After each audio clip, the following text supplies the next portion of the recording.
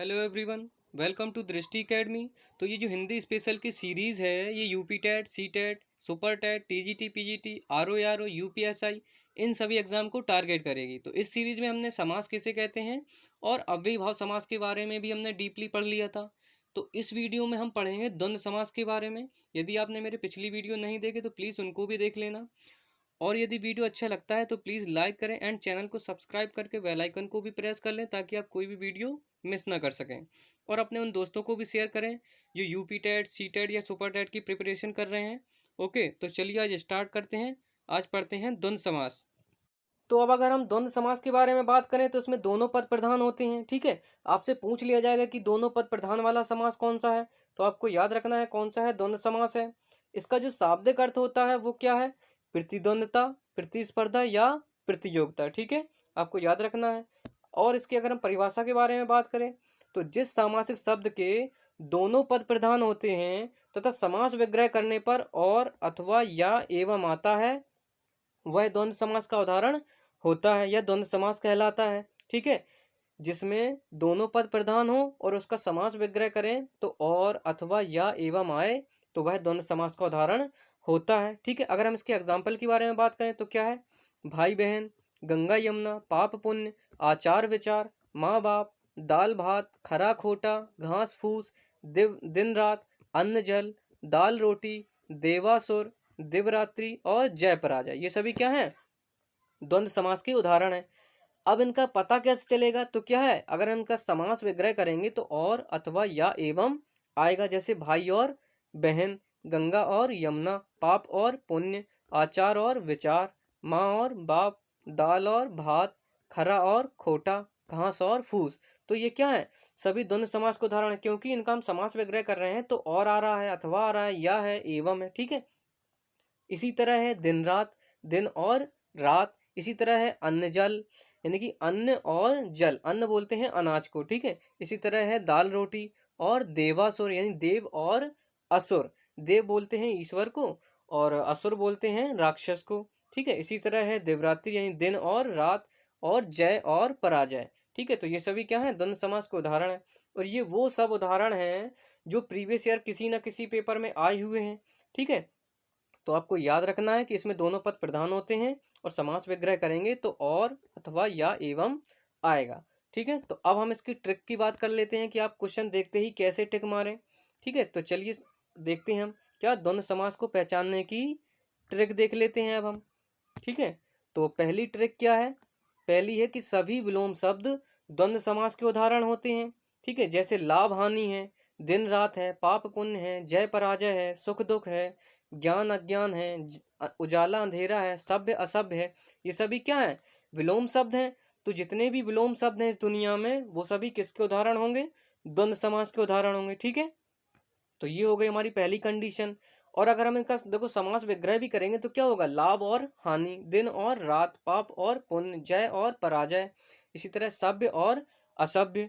ठीक है, तो हमारी पहली कंडीशन होगी क्या, कि जितने भी विलोम शब्द हैं वो क्या है, द्वंद्व समास के उदाहरण है। ठीक है, अब दूसरी कंडीशन हमारी क्या है, कि जिनके बीच में प्रतिस्पर्धा हो या जिनके बीच में कंपटीशन हो वो सभी किसके उदाहरण होंगे, द्वंद्व समास के। ठीक है, जैसे कर्णोर्जुन है, यानी कि कर्ण और अर्जुन, इन दोनों में क्या है, हमेशा कंपटीशन चलता रहता था। ठीक है, राम और रावण में है, यानी राम और रावण में क्या कंपटीशन था कि सत्य की जीत होगी या असत्य की जीत होगी। ठीक है, इसी तरह कृष्ण और कंस में है, इसी तरह मोदी और केजरीवाल में, ये क्या है, प्रतिस्पर्धा है सभी में। तो जिसमें प्रतिस्पर्धा हो वे सभी उदाहरण किसके होंगे, द्वंद्व समास के होंगे। ठीक है, तो ये हमारी दो ट्रिक हो गई। अब हम अगली ट्रिक देख लेते हैं कौन सी है। ठीक है, अब अगली ट्रिक की बात करें तो क्या है तीसरी, कि संज्ञा सर्वनाम विशेषण क्रिया वाले शब्दों के बीच में यदि योजक चिन्ह लगा हो तो वे द्वंद्व समास के उदाहरण होंगे। ठीक है, योजक चिन्ह क्या होता है, ये जो माता और पिता के बीच में लगा है ये, ठीक है, ये होता है योजक चिन्ह। तो आपको ये कंडीशन याद रखनी है, क्या, संज्ञा हो, सर्वनाम है, विशेषण है, क्रिया वाले शब्द जो हैं इनके बीच में यदि योजक चिन्ह लगा हो तो वे द्वंद्व समास के उदाहरण होंगे, जितने भी शब्द हों। ठीक है, जैसे माता पिता है, हम तुम है, लड़का लड़की है, तो इन सभी के बीच में क्या है इसमें, योजक चिन्ह। तो माता पिता क्या है, संज्ञा हो गया, हम तुम क्या है, सर्वनाम हो गया, लड़का लड़की क्या है, संज्ञा हो गया। ठीक है। तो ये क्या है, संज्ञा सर्वनाम विशेषण क्रिया वाले शब्दों के बीच में यदि योजक चिन्ह लगा हो तो वे द्वंद्व समास के उदाहरण होंगे। ठीक है। अब अगली कंडीशन क्या है इसकी, कि संज्ञा सर्वनाम विशेषण क्रिया शब्दों की योजक चिन्ह के साथ आवृत्ति हो। आवृत्ति यानी कि बार बार आए वो, जैसे दिन दिन हो गया, रात रात है, पीला पीला है, चल चल है, तुम है। तो ये क्या है, संज्ञा सर्वनाम विशेषण क्रिया वाले जो शब्द हैं उनकी क्या हो रही है, आवृत्ति हो रही है, और उनके बीच में क्या है, योजक चिन्ह लगा है। ठीक है। जैसे कि दिन दिन है, ये क्या है, संज्ञा है। रात रात क्या है, संज्ञा है। पीला पीला क्या है, विशेषण हो गया। तो विशेषण और विशेषण के बीच में क्या है, योजक चिन्ह है, यानी इसी विशेषण की तो आवृत्ति हो रही है। इसी तरह चल चल है, तो ये क्या है, क्रिया है। तो दोनों क्रिया का जो चल क्रिया है इसका क्या है, आवृत्ति हुई, और उसके बीच में क्या है, योजक चिन्ह लगा हुआ है।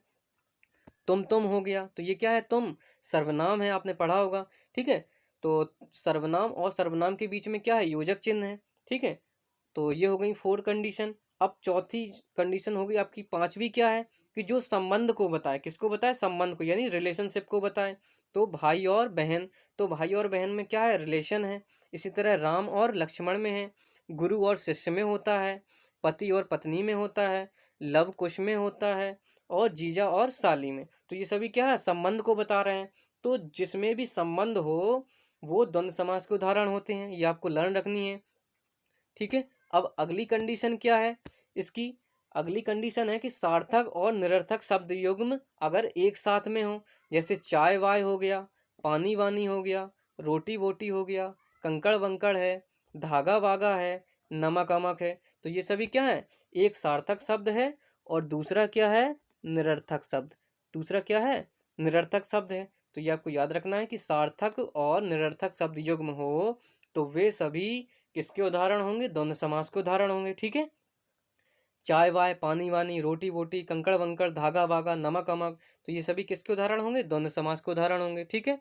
अब इसकी हम सातवीं शर्त क्या है, कि 1 से 10 तक की संख्या, कहाँ से, 1 से 10 तक की संख्या तथा 10, 20, 30, 40, 50, 60, 70, 80, 90, 100, 1000, इन सभी संख्याओं को छोड़कर बाकी सभी संख्याएं द्वंद्व समास के अंतर्गत आती हैं। ठीक है। ये वाली कंडीशन आपको बहुत ज़्यादा जरूरी है, वरना आप कंफ्यूज हो जाएंगे कि ये द्वंद्व समास का उदाहरण है या द्विगु का। ठीक है।